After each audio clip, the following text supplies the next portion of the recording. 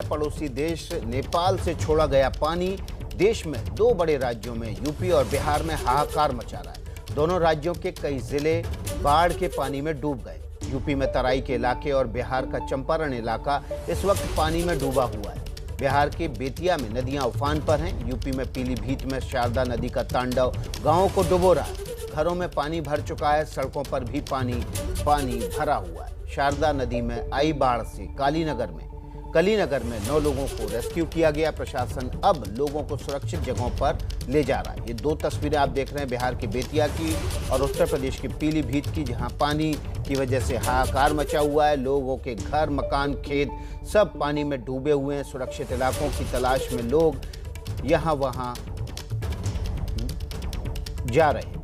ये दो तस्वीरें नेपाल से छोड़े गए पानी की वजह से यूपी और बिहार में हालात बेहद खराब है। बाढ़ की वजह से लोग बहुत ज्यादा परेशान हैं। यूपी के लखीमपुर खीरी में शारदा नदी रौद्र रूप में है।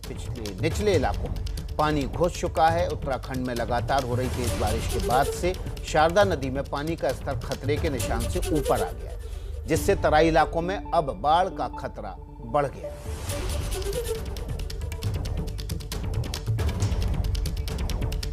पूर्वी यूपी में करीब एक हफ्ते से लगातार जारी बारिश से करीब आधा दर्जन जिलों में बाढ़ जैसे हालात पैदा हो गए। रिपोर्ट देखिए।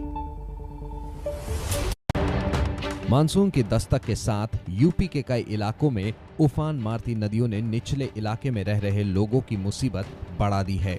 हाल कुछ ऐसा हुआ है कि लोगों को घर और अपनी जमा पूंजी छोड़ सुरक्षित जगहों पर पलायन करना पड़ रहा है। मैदानी इलाकों में लगातार हो रही बारिश और नेपाल से पानी छोड़े जाने की वजह से घाघरा, शारदा, सरयू, गंगा का जलस्तर खतरे के निशान के पास पहुंच गया है। नदियों के बढ़ते जलस्तर को देखते हुए प्रशासन ने निचले इलाकों में अलर्ट जारी कर रेस्क्यू ऑपरेशन तेज कर दिया है। यूपी में बाढ़ के हालात से निपटने के लिए एसडीआरएफ और पीएसी की 42 टीमें तैनात की गई हैं। प्रभावित इलाकों में रेस्क्यू के लिए 13 नावों को काम पर लगाया गया है। यूपी में इस साल समय से पहले मानसून ने दस्तक दे दी है, जिसकी वजह से पिछले 24 घंटों में 13.5 मिलीमीटर बारिश हुई है। सामान्य स्थिति में होने वाली बारिश की तुलना में ये बारिश करीब 400 गुना ज्यादा है। गांव तो गांव यूपी में बारिश का कहर इस बार कुछ इस कदर बरस रहा है कि कन्नौज में पुलिस थाना तालाब बन गया है। यूपी में अभी मानसून की शुरुआत के साथ जब बाढ़ के ऐसे हालात बन रहे हैं, तो आने वाले दिनों में जब मानसून पीक पर होगा, तब बाढ़ और बारिश का कहर और बढ़ सकता है। यूपी के बाद अब बात बिहार की। बिहार में बारिश की वजह से कई जगहों पर या तो बाढ़ जैसे हालात हैं या फिर बाढ़ आ चुकी है। पूर्वी चंपारण के केसरिया प्रखंड के ढेका गांव में दर्जनों घरों में पानी घुस गया है।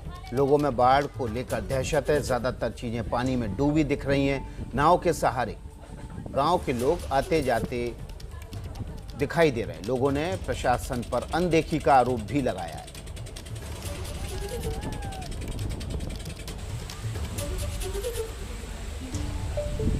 तस्वीरें केसरिया इलाके की, पूर्वी चंपारण की, जहां बाढ़ की वजह से बेहद खराब हालात हैं। लोग ऊंची जगहों पर शरण लिए हुए हैं। नाव से एक जगह से दूसरी जगह आ जा पा रहे हैं। अब आपको बिहार के गोपालगंज की 2 तस्वीरें दिखाते हैं। एक तरफ पूरा गांव पानी में डूब गया है। लोगों के घर और खेत भी पानी में डूबे हुए हैं। लोग सुरक्षित ठिकानों की तलाश कर रहे हैं। वहीं बाढ़ के इस पानी में इलाके के 2 बड़े सरकारी स्कूल भी जलमग्न हो गए। ये 2 तस्वीरें, स्कूल भी जलमग्न, गांव, घर, खेत भी जलमग्न। ये 2 तस्वीरें बिहार के गोपालगंज की। नारायणी नदी से छोड़े गए पानी, जो कि बिहार में आते ही गंडक नदी बन जाती है, उसने पूरे इलाके में बाढ़ जैसे हालात पैदा कर दिए। गोपालगंज की ये 2 तस्वीरें, गांव, घर, खेत सब कुछ जलमग्न है और स्कूल भी जलमग्न है।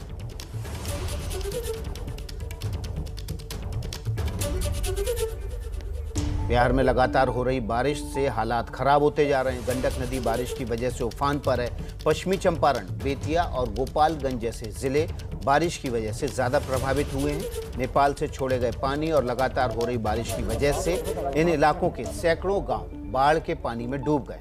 इन इलाकों में घर, स्कूल पानी में डूब गए हैं। हालात ऐसे हैं कि लोग इलाकों से पलायन कर रहे हैं। बिहार में बाढ़ के हालात को जानने के लिए एबीपी न्यूज़ संवाददाता रणवीर ने गोपालगंज के रामनगर इलाके का दौरा किया है।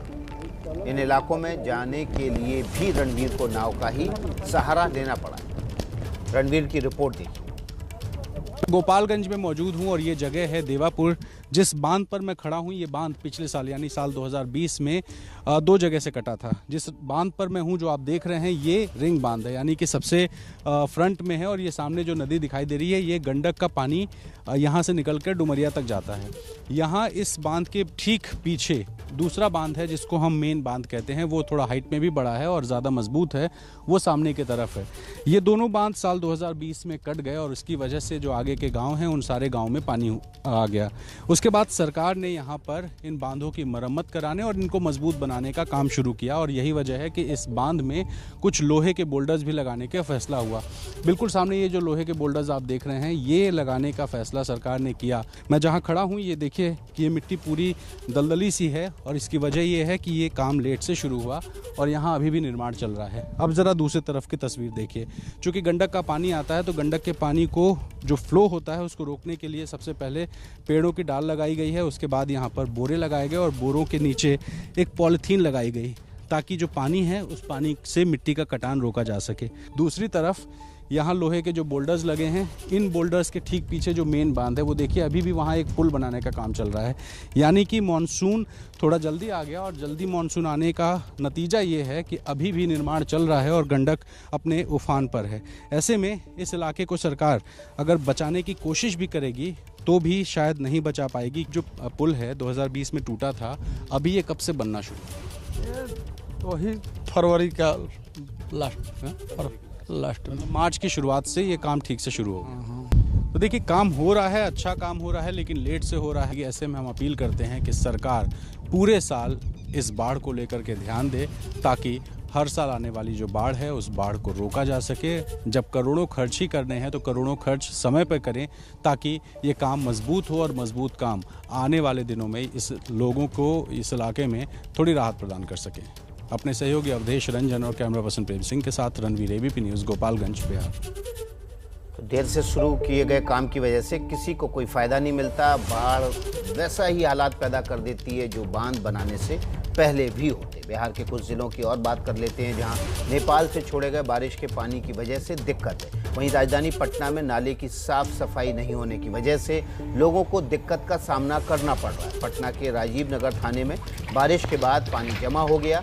थाने में पानी जमा होने की वजह नाले का जाम होना बताया जा रहा है। बारिश से पहले नालों की सफाई की जाती है, लेकिन राजधानी पटना में हालात देखिए कि नालों की सफाई नहीं हुई, नाला जाम हो गया और बारिश के पानी की वजह से थाना भी पानी की जद में आ गया।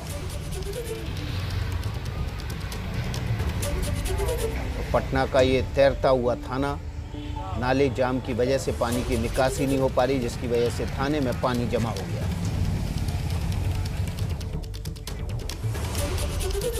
देश के मैदानी इलाकों के साथ पहाड़ों पर भी पानी से मुसीबत बढ़ गई है। उत्तराखंड के जोशीमठ, बागेश्वर, ऋषिकेश, हरिद्वार, हर जगह लगातार बारिश से पानी का प्रहार जारी है।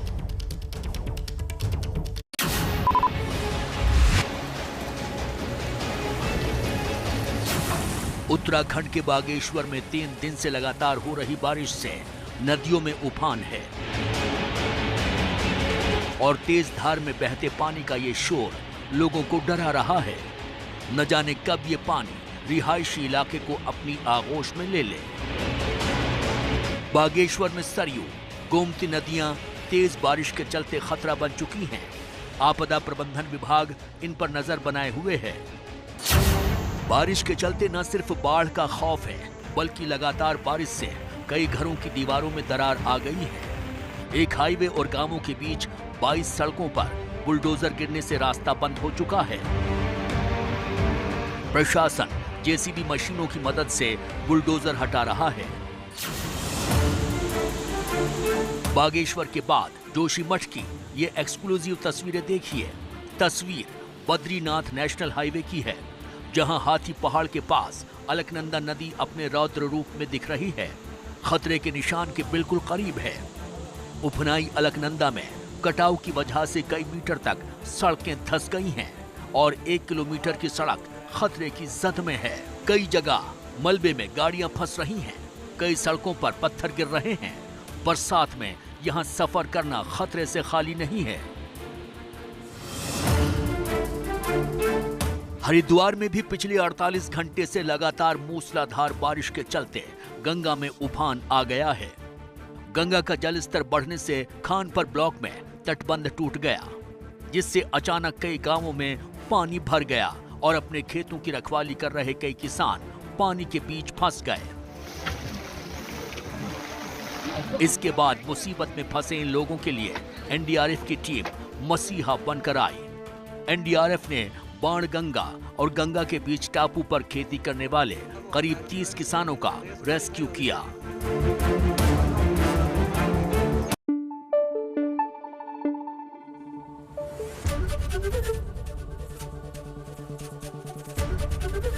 एबीपी न्यूज आपको रखे आगे।